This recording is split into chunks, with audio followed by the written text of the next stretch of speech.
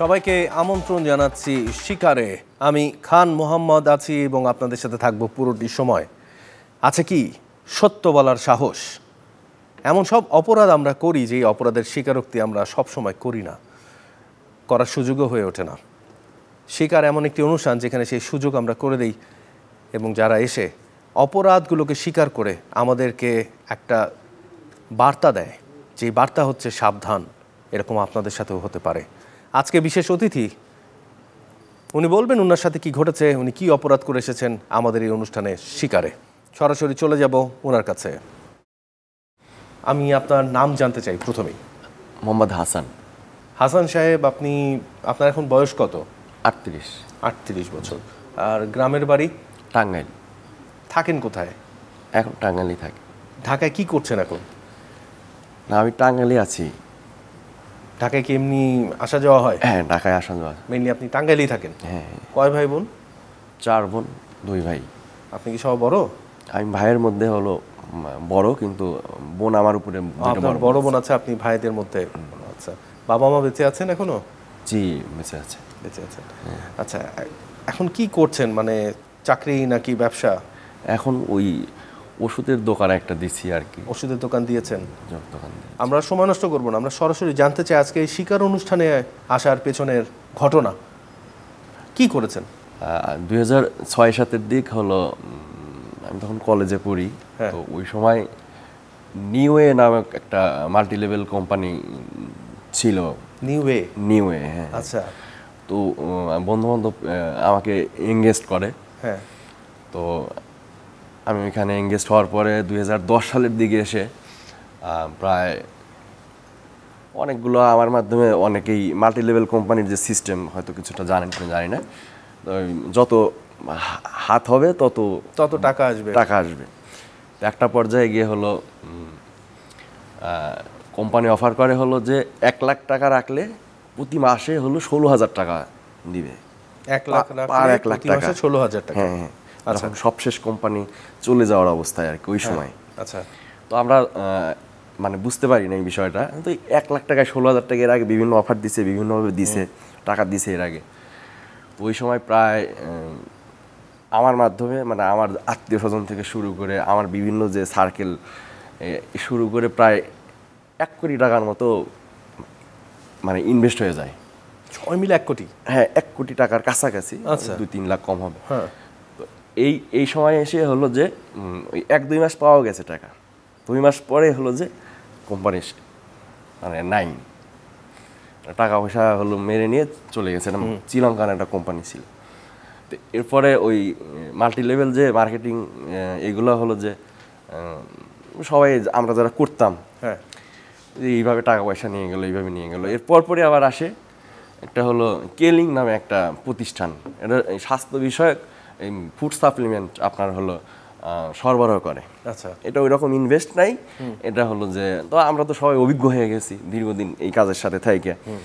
তো মানুষের কাছে আবার এটা নিয়ে আবার গেছি যে এটা তো লস খাইছি। আর এইদিকে আমি হলো অনেকগুলো টাকা আমার মাধ্যমে যারা ইনভেস্ট করছিল, আমার আত্মীয় স্বজন বা অন্য যারা আমার কাছ থেকেই সবগুলো টাকা পয়সা আমার পৈতৃক সম্পত্তি বিক্রি করে হলো দিছি। তারপরে মানে ঋণগ্রস্ত থেকে গেছি। আচ্ছা। যে কারণে হলো যে এই লেভেল থেকেই আমি টাকা তুলব। তো কেলিং যখন আসে ফুড সাপ্লিমেন্ট এই বিষয়গুলো নিয়ে ওরা আমাদেরকে বোঝায়। তো বললাম এইটা নিয়ে আবার মাঠে কাজ করি, দেখি একবার গেছে এখান থেকে আবার আসবে। আমাদের যারা সিনিয়র ছিল আমাদের বুঝাইছে যেখান থেকে টাকা হারাইছে সেখান থেকে এবার পাবেন। আচ্ছা। তো ফুড সাপ্লিমেন্টের কাজটা কি ছিল? ফুড সাপ্লিমেন্টের হলো যে মানুষকে ওই ফুড সাপ্লিমেন্ট দিলে তার স্বাস্থ্যের হলো যে ফুডের বদলে এই খাবারগুলো খেলে স্বাস্থ্য ভালো থাকবে। তারপরে আমাদের বিভিন্ন ডিভাইস দিছে। মানুষের ওই চাইনিজ কিছু ডিভাইস ছিল যেগুলো দিয়ে মানুষের হাত আপনার সংস্পর্শ করলে পুরো শরীরের আপনার ডিটেলস চলে আসতো, কোনো অসুখ বিসুখ আছে কিনা। এই রকম ডিভাইসগুলো এগুলো সম্পূর্ণ ভুয়া ছিল। আচ্ছা। আমরা ওগুলো অতটা এইগুলো নিয়ে কাজ করছি। তো এইগুলো কাজ করতে করতে এইখানে দেখলাম ভালোই আবার হচ্ছে, কিছু হচ্ছে। এরপরে আবার ওই মানে 200 টাকার জিনিস না, 2000, 3000, 4000 এরকম করে ওই আমাদের নিজেদের মধ্যেই কিন্তু প্রতারিত। আমি হয়তো আমার কাছের লোকগুলাকেই প্রতারিত করতেছি। করেই যাচ্ছি। তো একটা সময় এসে এইটাতেও ধরেন হলো যে আর হচ্ছে না, কিন্তু আমি তো প্রচুর টাকা পয়সা ঋণগ্রস্ত হয়ে গেছি। আচ্ছা, তো এক বন্ধু বললো যে তাহলে মেডিকেল যে আপনার, আমরা তো এই সম্পর্কে ভালো মোটামুটি বুঝে গেছি। হ্যাঁ, তো একটা ওষুধ কোম্পানিতে হলো চাকরির কথা বললো, ও নিজেও ঢুকতেছে। তো ওষুধ কোম্পানিতে আমরা দুইজনই হলো ঢুকে বললাম, প্রতিষ্ঠানের নাম নাই বললাম। তো ঢোকার পরে ওই আমাদের যে হলো ওই স্যাম্পলগুলো দিত কোম্পানি ডাক্তারদের দেওয়ার জন্য। হ্যাঁ হ্যাঁ হ্যাঁ, ডাক্তারদের দেওয়ার জন্য বিভিন্ন কিছু আমাদের কোম্পানি থেকে দেয়া থাকতো। তো ওদের ওইগুলা হলো যে বিক্রি করার জন্য আমরা সাধারণত এলাকায় বিক্রি করতাম না, ঢাকাতে নিয়ে এসে স্যাম্পলগুলো পরে আপনারা বিভিন্ন ডিসপেন্সারিতে ঘুরে ঘুরে বিক্রি করতেন। হ্যাঁ হ্যাঁ, দেখা যায় যে আমরা ওই অর্ডার কাটি ওই অনেকগুলো প্রতিষ্ঠানে আপনার হলো যে ওরা বলে আপনাদের চেয়ে কম রেটে আপনার ওষুধ দেয়, আর আপনাদের এই ছাড় দিতে পারেন না, এই দিতে পারেন না, ঠিক আছে। বিভিন্ন জায়গা থেকে এরকম খাই। তো পরে কম রেটে, আমাদের চাইতে কম রেটে মাল দেয়, একই মানে হলো যে জিনিস আমরা দিতে পারি না, আমরা প্রতিষ্ঠানে কর্মরত, ওরা কম দেয়, ঠিক আছে। এরকম করতে করতে তাইলে আমরা হলো যে খোঁজ করি যে কোথায় কম পাওয়া যায়।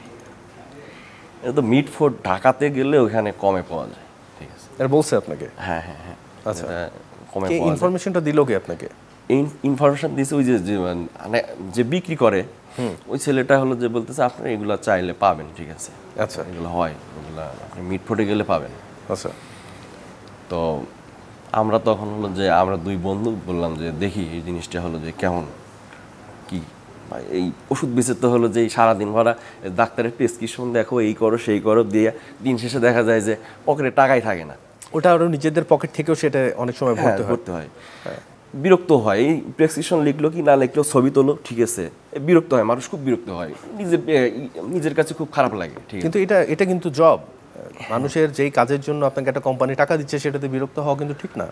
না, ওই যে একজনকে হয়রানি করা হচ্ছে আমার কাছে, মানে ওই জায়গাটাই লাগে যে একজনকে হয়রানি করা হচ্ছে। তারপরে কি হলো আচ্ছা, যে আপনার যখন মিটফোর্ডে গেলেন? হ্যাঁ, তো মিটফোর্ডে হলো যে আমরা খোঁজ করতে করতে পেয়ে গেলাম যে বললো যে আপনি এইভাবে নিতে পারবেন, এইভাবে হলো যে এই রেট পড়বে, বিশেষ করে গ্যাসের ওষুধ। এগুলো কি কম দামে পাচ্ছিলেন আপনি মিটফোর্ড থেকে? হ্যাঁ হ্যাঁ হ্যাঁ, একই কোম্পানির নাকি ডিফারেন্ট কোম্পানি?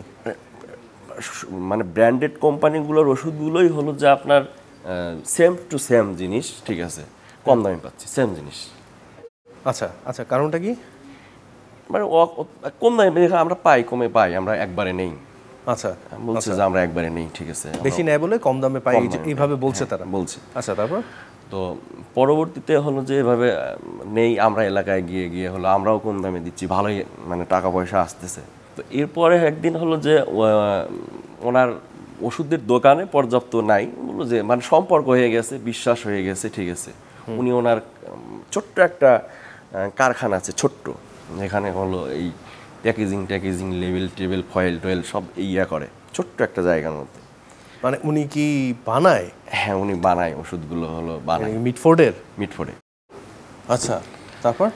তো উনি নিয়ে যাওয়ার পরে আমি এগুলা দেখলাম যে আসলে এইগুলা করতেছেন, ঠিক আছে, শুধুমাত্র আটা ময়দা, ঠিক আছে, আপনার রং টং দিয়ে জাস্ট কোনো খরচই করে না। ডায়া আছে, হ্যাঁ হ্যাঁ, প্যাকেট আছে, ফয়েল আছে, সব আছে। ফয়েলটা কোথায় পেলো? আপনি কি কখনো জানার চেষ্টা করেছেন? হ্যাঁ, আমি বলছিলাম যে এটা নীলক্ষেত থেকে ওরা করে নিছে। নীলক্ষেত থেকে ফয়েল, এটা তো অস্বাভাবিক ব্যাপার। কারণ একটা ফয়েল যখন বানানো হয় একটা কোম্পানির, তখন কিন্তু তারা অনেক সিক্রেট মার্ক রাখে যেন এটা নকল না হয়, এটা যেন কাউন্টার ফিটিং না হয়। এক্স্যাক্টলি সেম জিনিস বানানোটা মোটামুটি ইম্পসিবল ব্যাপার। ওরা হলো যে ওই দুর্বল কিছু কোম্পানি আছে, তাদের যারা ফ্যাক্টরিতে কাজ করে তাদের সাথে এঙ্গেজ থাকতে। মানে বলতে চাচ্ছেন যে এরকম হতে পারে যে ফ্যাক্টরি থেকে মাল কিছু বের করে নিয়ে আসছে তারা? হ্যাঁ হ্যাঁ হ্যাঁ, দুর্বল কিছু কোম্পানি আছে, ওই সেম টু সেম ওদের সাথে সম্পর্ক করে করে নিয়ে আসে। আচ্ছা, তারপরে আপনি যখন দেখলেন যে তার প্যাকেজিং ম্যাটেরিয়াল আছে, আটা ময়দা সুজি বা যেইটাই হোক না কেন, সেটা দিয়ে তারা ওষুধ বানিয়ে প্যাকিং করে ফয়েল পেপারে রেখে সব কিছু করে ওষুধ বানিয়ে প্যাকেট করছে, তারপরে আপনি আপনার তখন হলো যে আমার একটু লাগে যে আসলে মানে কম দামে দিচ্ছি, সবই ঠিক আছে, অনেক করলাম, কিন্তু এই ওষুধগুলো তো আসলে কিছু কাজ করে না। ক্যাপসুল বানাতেন না ট্যাবলেট? না, ওটা ক্যাপসুল। ক্যাপসুল ছিল। ক্যাপসুলের শেল কোথায় পাইতেন? মানে ক্যাপসুলের শেল মানে হচ্ছে যেটা ক্যাপ থাকে, ক্যাপ, তার ভিতরে ছোট ছোট ছোট ছোট সাবুদানার মতো পিলেটস থাকে। ক্যাপের শেলটা কোথা থেকে পাইতেন উপরের? এটা হলো যে ওই আর বললাম না, দুর্বল কিছু কোম্পানি আছে, ওদের সাথে যোগ সাজেশে এইগুলো সংগ্রহ করতো। কিন্তু হলো যে ওই ইয়ের উপর লেভেলে যে একটা মানে ছোট্ট আকারে লেখা থাকে, এই লেখাটা থাকেনি, ওটা লেখা ছাড়া? লেখা ছাড়া। আচ্ছা, তারপরে তো হলো আপনার এইভাবে হলো যে ওষুধ তখন নিজের মধ্যে ইয়ে লাগলো, এইগুলা কি করা যায়, শুধু কি টাকার দিকেই ইয়া করব? তো তারপরেও করছি একটা সময় মানে একটা আমাদের এলাকায় দেখি যে আমি তো এলাকায় দিচ্ছি ওষুধগুলো, অনেকেরই অনেক কাজ করে না, অনেকেরই ইয়া হয়, আসলে আমাদের ওষুধগুলোই তো যাচ্ছে, আমরা দিচ্ছি, ঠিক আছে, ঠিকঠাক মতো কাজ করছে না। তারপরে আপনি যখন এই নকল ওষুধগুলো নিয়ে বিক্রি করা শুরু করলেন এমপিও হিসাবে, তখনও তো চাকরিরতই আছেন? চাকরি আছে, একটা কোম্পানি চাকরি করছেন? চাকরি করছে। মালগুলো তো সেই কোম্পানিরই কাউন্টার ফিডিং করে বিক্রি করছেন? জি জি জি। বানানোর সাথে বা ম্যানুফ্যাকচারিং প্রসেসে কি আপনি ছিলেন? না, আমি হলো যে প্রসেসিং ওই যখনই হলো আপনার প্রয়োজন হয়তো তখন সরাসরি ওই যে সম্পর্ক হওয়ার কারণে ওখানে দেখতাম আর কি, নিজে ছিলাম না প্রসেসিংয়ের সাথে, নিজে ছিলাম না, কিন্তু আমি দেখতেন। আচ্ছা, তারপরে মালগুলো ধরেন কোম্পানির মাল আছে মনে করেন আপনার 100 প্যাকেট, হ্যাঁ, আর আপনি কাউন্টার ফিডিং এর নিতেন 50 প্যাকেট, নাকি কাউন্টার ফিডিং নিতেন 100 প্যাকেট আর অরিজিনাল মাল নিতেন 50 প্যাকেট? না, ওরা ফিটিং সবই নিতাম, আপনার হলো যার অরিজিনাল নিতাম। হ্যাঁ, আসলটা কিছু নিতেন না? কিছুই নিতাম। কতদিন বেচছেন? এটা হলো তাও 4-4.5 বছর। 4-4.5 বছর ধরে আপনি নকল ওষুধ বিক্রি করছেন? কত টাকা কামাইছেন? কামাইছি, আমার সব ঋণপাতি যেগুলা করছিলাম সেগুলা শোধ হয়ে গেছে। কোটি টাকা? 3 কোটি টাকার মতো সব মিলে গেছে। 3 কোটি টাকা 3-3.5 বছরে? কিন্তু আমি তো ওই ঋণ ছিলাম, সেইগুলো রিকভারি করতে আমার টাকাগুলো। আপনার রিকভারির জন্য অসংখ্য মানুষকে আটা, ময়দা, সুজি অথবা কোনো একটা কীটনাশক ওষুধের একটা ওষুধ বানিয়ে খাইয়ে দিয়েছেন আপনারা। যাই হোক, আপনার ঋণমুক্ত হয়েছেন আপনি? জি, আমি এখন ঋণমুক্ত। আচ্ছা, আসল কথায় আসি। তো প্রত্যেকটা অপরাধের একটা শেষ থাকে, শেষটা হচ্ছে পুলিশের কাছে ধরা খায় অথবা যে কোনো প্রশাসনের কাছে, যে কোনো একটা ডিপার্টমেন্টের কাছে ধরা খেয়ে যায়। এরকম কি আপনাদের সাথে হয়েছিল? মানে আমার সাথে হয় নাই। আমি ইতিমধ্যেই হলো যে সবশেষ যখন আমি ছাড়ি দেখলাম যে এক জায়গায় নিউজ হয়েছে, আমাদের যেই প্রতিষ্ঠান থেকে আমরা মাল নিতাম এখান থেকে হলো এরা কুরিয়ারে বিভিন্ন জায়গায় পাঠাইতো, কুরিয়ারের মাধ্যমে আপনার হলো যে প্রশাসনের লোকজন হলো ধরছে, যারা হলো যে মাল ডেলিভারি দিচ্ছিল আমাদের মতো, ওদেরকে ধরছে। ওদের ধরার পরে আবার মিটফোর্ডের ওইখানেও ধরছে। এটা আমি জানার পরে তো নিজের সেফটির জন্য তখন আমার এক বন্ধু ছিল যে এরকম প্রতিষ্ঠান তো আরও আছে, আমি যেখান থেকে নিতাম এরকম প্রতিষ্ঠান আরও আছে অসংখ্য, সারা দেশে অসংখ্য আছে। তো আমি যে প্রতিষ্ঠান এরা তো ধরা পড়ে নাই। পরে আমার বন্ধু একটা প্রশাসনে আসছে, ওটা বললাম, শেয়ার করলাম, ও পরে ব্যবস্থা নিয়ে ওদেরকে ইয়া করছে। আমি নিজের মতো করে হ্যাঁ গোটাই নিছি আর কি নিজে। মানে আপনি আর ধরা খাননি, আপনি নিজে থেকেই ওখান থেকে বের হয়ে আমি আসছেন? ওখান থেকেই নিজেকে গোটাই নিছি। এখন তো ভালো আছেন, এখন কি করছেন? ওই যে ওষুধের দোকানে দিছি। এখন ওষুধের দোকানে দিছেন? ওষুধের পরে আছি আর কি। তো নকল মাল ছিলেন কিভাবে? নকল মাল? আপনি তো ওষুধের দোকান দিছেন। হ্যাঁ হ্যাঁ হ্যাঁ। 3 বছর ধরে তো মানুষকে 2 নম্বর ওষুধ খাওয়াইছেন। জি জি। এখন তো ওষুধের দোকান দিয়ে বসছেন। আপনার সাথেও যে এই ঘটনা ঘটবে না, এটা কিভাবে বলতে? কালার দেখলেই বোঝা যায়, ফয়েলের ইয়া দেখলেই বোঝা যায়। ফয়েলের পিছনটা দেখলে বুঝেন নাকি ফাটায় খুলতে হয়? আপনার ফাটায় খুলতেও হয়, আর কিছুটা ফয়েলও মানে ডিফারেন্স থাকে। যেই অপরাধের সাথে আপনি যুক্ত ছিলেন এবং সেখান থেকে একটা সেলফ রিয়েলাইজেশন হওয়ার পরে আপনি নিজে নিজে সেখান থেকে বেরিয়ে আসেন এবং একটা সুস্থ স্বাভাবিক জীবন অনেস্ট মানুষের মতো কাটানোর চেষ্টা করছেন, আপনার কি কোনো সে আছে? আপনি কি কিছু বলতে চান যে আপনি যে অপরাধগুলো করেছেন সেই ব্যাপারে কি দর্শকদের কিছু বলতে চান? আমি অবশ্যই হলো যে দর্শকদের উদ্দেশ্যে বলবো যে আমি মানে যেগুলো করছি এটা অন্যায় করছি, আমি এ থেকে অনুতপ্ত।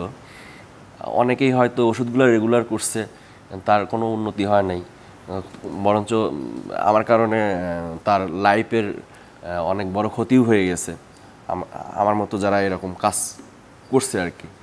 তো আমি চাইবো হলো যে আপনারা ওষুধগুলো কেনার সময় অবশ্যই সুন্দরভাবে দেখে বুঝে শুনে, এবং যদি নিজে না বুঝেন তাহলে সঠিক ওষুধ চেনার উপায় কি বিভিন্ন তথ্য নিয়ে ওষুধগুলো ক্রয় করবেন। এতে করে আমি আমার মানে অভিজ্ঞতা থেকে আপনাদেরকে যদি একটু সচেতন করতে পারি তাহলে আমি খুব খুশি হব। ঠিক আছে হাসান ভাই, তাহলে আজকে আপনার কাছ থেকে বিদায় নেই। এক মিনিট, মানে হ্যাঁ বলেন। আমি একটু মিস্টেক করে গেছি আর কি, মানে সেটা হলো যে আমি সবশেষ পুলিশের হাতে মানে ধরা খাইছিলাম। কবে ধরা খেয়েছিলেন আপনি? এটা ধরা খাইছি আরও 7-8 মাস আগে। এটা শুরুতে বলেননি কেন? মানে বলতে চাই নাই আর কি, বরাবরই সম্পূর্ণই তো জীবনটাই চিটারি করে গেছে মনে হইলে এখানে, কিন্তু আমি যেহেতু মানে এখন আপনার সাথে কথা বলে মনে হচ্ছে যে বলাই আমার জন্য ভালো। এখানে আপনি স্বীকার করতে আসছেন, সব স্বীকারোক্তি আমরা শুনবো এবং আপনার সব স্বীকারোক্তি আমরা গ্রহণ করব, কারণ সেই অপরাধ জগতের সাথে নিশ্চয়ই আপনি এখন আর নেই এবং আশা করি আপনি থাকবেনও না। না না না না, ঠিক আছে, আমি আশা করবো আপনার ব্যবসা ভালো হোক এবং কখনো যেন আপনি আর 2 নম্বর ব্যবসার দিকে না যান এবং আপনার দোকানেও যেন 2 নম্বর ওষুধ না আসে। ভালো থাকবেন, সুস্থ থাকবেন। দর্শক, আবারও সামনের সপ্তাহে শিকার দেখার আমন্ত্রণ জানিয়ে আমি খান মোহাম্মদ বিদায় নিচ্ছি। কিন্তু হ্যাঁ, মনে রাখবেন, আমি ওষুধ দেখে শুনে কেনার কথা বলবো না, কিন্তু যারা ব্যবসায়ী তাদেরকে একটু সততার সাথে, অনেস্টির সাথে ব্যবসা করার আহ্বান জানাবো।